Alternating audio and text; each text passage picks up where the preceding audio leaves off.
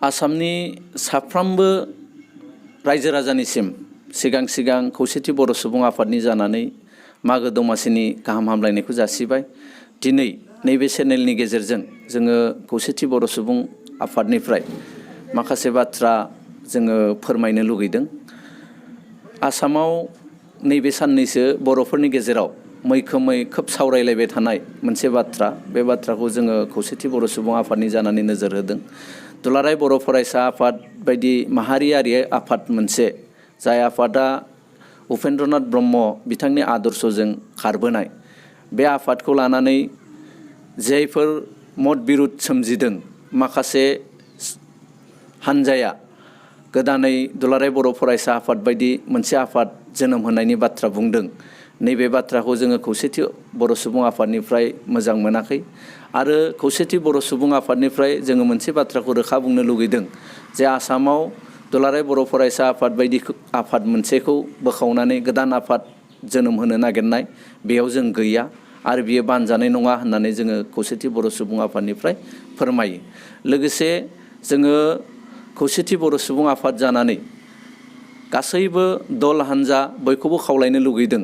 जोङो जिहेथु मोनसे संगठननि सायाव गासैबो रायजो राजाहा बिजिरनायनि मोनसे बाथ्रा बुंनायनि मोन्थाया दङ। बे हिसाबै साफ्रोमबो बर' रायजोआ बुंनो हागोन, बिजिरनो हागोन जे राइट डाइरेक्सनाव लांनोबा संगठननि माखासे गेना गोरोन्थिफोर जादोंबा बेफोर बाथ्राखौ बुंनो हानाय साफ्रोमबो बर' फिसाया जिहेतु दङ। किन्तु बुंनायनि नामाव गावजों गाव राजनैतिक जि मुलाम्फानि थाखाय दला दलि जानो नागिरनाय, बेयो हामजानाय नङा आरो बर' जाथिखौ गेरेमसा माहारि दानो थाखाय माहारि नाङैनो जि हाबा मावनाय, बे हाबा मावनायाव साफ्रोमबो बर' फिसाफ्रा ज'यै बाहागो लानायखौ जों लुगैदों।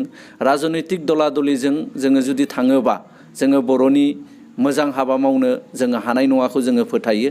बेनिखायनो गासैबो बर'नि दल संगठन माहारियारि आफाद बयखौबो जोङो खेबसेनो खावलायनो लुगैदों, ज' आखाइ हमलायनानै जोङो बर'नि थाखाय खामानि मावनो सिगांबोनांगोन। जोङो मोनथिगौ उपेन्द्रनाथ ब्रह्मनि जि सान्थौ आरो सानस्रि, बे सान्थौ आरो सानस्रिखौ लानानै खामानि मावनाया दिनैनि थारिखआव जोबाखै। दाख्लैबावै मोनसे एकर्ड जानानै थांदों। बे एकर्डनि गासैबो दफाफोरखौ मावफुंनांगौनि सार्थआव जोङो खौसेथि बर' सुबुं आफादा हाबा मावबाय थादों आरो बे हाबबोनायाव साफ्रोमबो बर' फिसानि सहाय सहजुगिता जोङो लुगैगोन। आरो जोङो बिटिआरनि बायजोआव थानाय जि बर'फोर, बे बर'फोरनि थाखाय दानानै होजानाय बर' कसारि गाव हायुङारि खुंथाय, बे बर' कसारि वेलफेयार अट'नमास काउन्सिलखौ आबुङै दाफुंनानै गासैबो बिटिआरनि बायजोनि खना खनला थानाय बर' फिसाफोरनि गांनाय उखैनायखौ सुफैनो हानाय रोखोमै जोङो महर होनांगोन। आरो बेखौ महर होनोबा दासिमहालागै जेफोर खामानिया मावजायाखै, जेरै भिलेज नटिफिकेसन होनाय, समस्ति दानानै इलेक्सनसिम लांनाय, नैबे हाबाखौ जों मावथारनांगोन। दाख्लैबावैसो जोङो आसामनि गिबि मन्त्रि डक्टर हिमन्त बिश्व शर्मा बिथांजोंबो बे बाथ्राखौ लानानै सावरायदों। लोगोसे बिटिआर सुक्तिनि गासैबो दफाफोरखौ मावफुंनायनि बादैबो जोङो रायलायदों।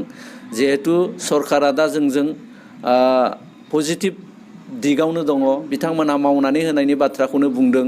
खालि जोंनि गेजेराव गावस्रा गावस्रि जायालासेनो ज' थानानै जाहाथे हाबा मावो, बिनि थाखाय जोङो गासैबो रायजो राजाफोरखौ बे चेनेलनि गेजेरजों खावलायनो लुगैदों। आरो इयुनाव ज' खामानि मावनानै जाहाथे बर'नि मोनफ्रोमबो आयदायाव, मोनफ्रोमबो दिगाव जौगानाय मोनसे आबुं माहारि दानो हायो, बिनि थाखाय लोगोसे थानानै खामानि मावनो, राजनैतिक सार्थखौ त्याग खालामनो जों खौसेथि बर' सुबुं आफादनिफ्राय खावलायदों।